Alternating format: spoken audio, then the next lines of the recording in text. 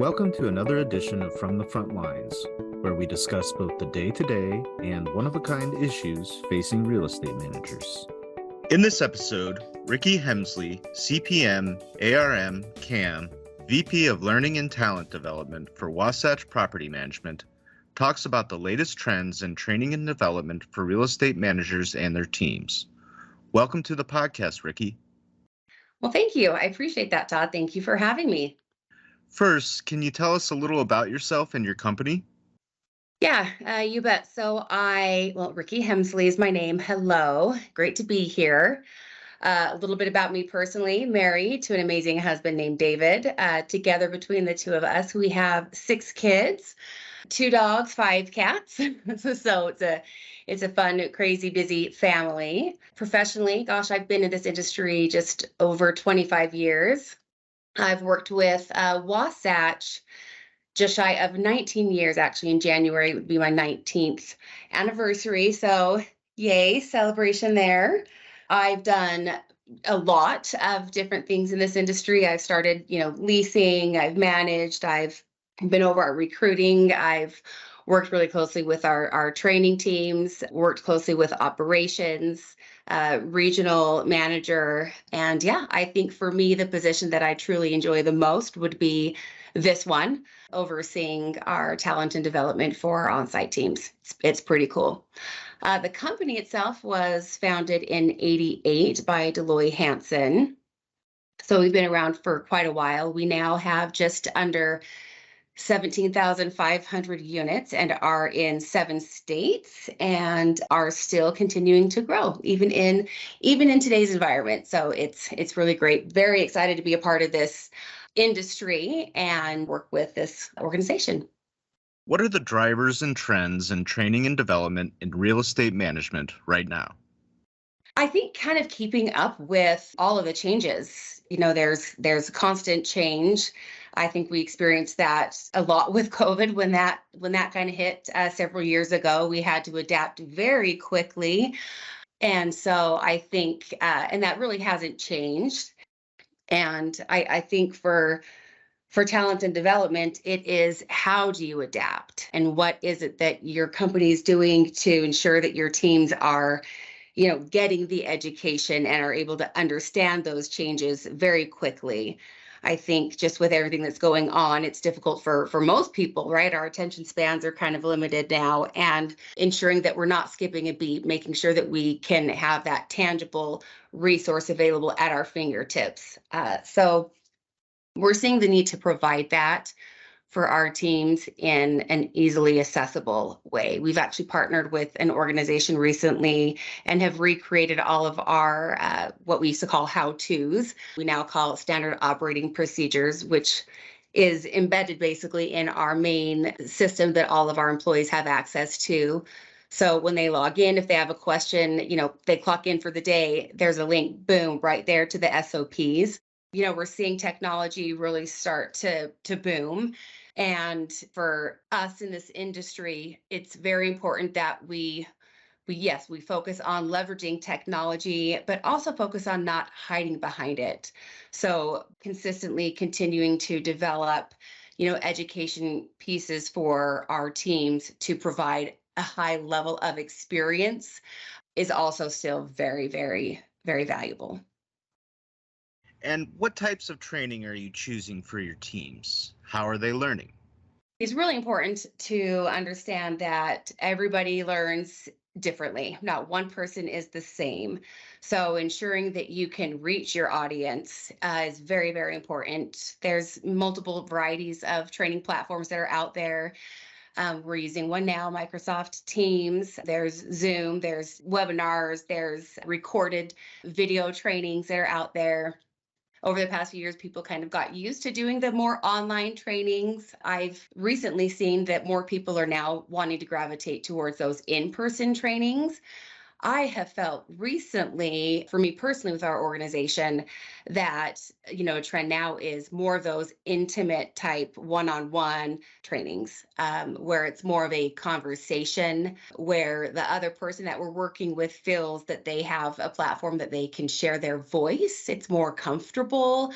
And it's more of like a we're learning together versus I am telling you what to do and here's how you have to do it. It's these are what our fundamentals are. This here's what our outcome we are hoping our outcome is. How do you feel you can help us get there and then work through that together in a conversation? I feel that has definitely been a big trend that I've seen a lot of great success on recently. What role is training and development playing in recruiting and retaining good employees with all the staffing challenges of the past couple years? Lots of staffing challenges in the past couple of years. It's really good to know that we're kind of our head is getting out of water more. It's a good feeling, but it's not over. Staffing has always been a challenge, and it always will be a challenge. I think it's very important that you do your best as an organization to hire right. Recruiting and training really go hand in glove. You can't hire somebody for a certain position and expect them to do it well if they, during the interview, let's say it's a leasing position and they're supposed to talk and have conversations with people every day. But during an interview, if they can't even have a conversation with you, right, they wouldn't learn how to lease. So hiring people with the right competencies for the position that you're looking to fill is very important. And I think continuing to have communication with the HR team, let them know what education programs are you developing and what career paths are you offering for employees that you bring on board. As you mentioned, change comes so quickly in real estate management, and change often requires training solutions to bring teams up to speed. But how do you make sure those teams are always sticking to bedrock best practices like being good fiduciaries and following policies? Oh, very great question. I think it's very important to remember the purpose, the reason why you're here. Why are we doing what we're doing? Why was the company that you're working for created? What are the core fundamentals? And then really sticking true to those. So continuing to remind your employees for the purpose and continue to focus on those fundamentals. We have a program that we've created for our onboarding.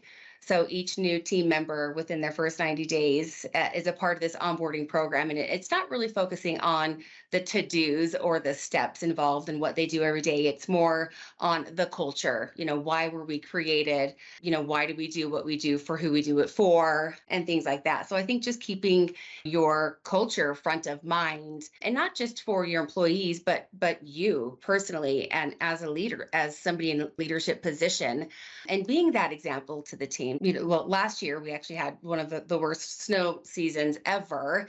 And, who would have thought in a company like this that the president of an organization, our president, Janae Jarvis, would be out there shoveling snow at our communities. So I think that right there is a really good example of culture and leading by example.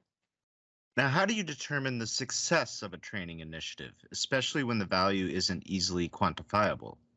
Or should you always be able to determine an actual ROI? Uh, Very great question.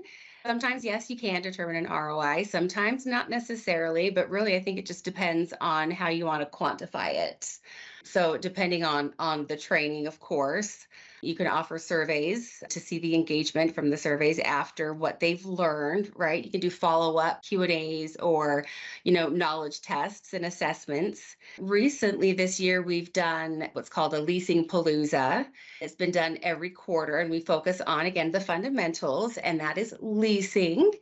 And just this quarter, this is actually the third week that we're in, we've already increased our occupancy 0.1%. And that's just over $6,600,000 in value. So, I mean, that's quantifiable. So I think a lot of it just depends on really what your initiative is as a company and how you set the goals and plan to track it. What do you predict in the next year or two for training and development in real estate management? Oh, I wished I had that knowledge and knew exactly what was going to be in the next couple years. I'm seeing more so now people are wanting to be a part of something. They want to have a voice. They want to know that they are heard. And so I anticipate us seeing more platforms available for that, more of a collaborative learning environment. I see, people wanting to choose their own career paths more. So offering curriculum and programs in your organization that provide that growth path for each individual, and not necessarily specific to your company or even your organization, but really just to an individual's growth and learning. For me, I like to feel if I can bring somebody on board and they spend some time with me or those that I work with, and they learn something great that benefits their life in the future, that's amazing. Whether they stay with us for 2 years or for 5, or they retire with us, as long as I have made an impact on their lives or our company has made an impact on our lives, I feel like that's very successful. So, Well, thanks so much for joining us, Rikki. yeah, you bet. Absolutely. Visit IRM.org for more knowledge to take on real estate management's most dynamic challenges. That's www.irem.org.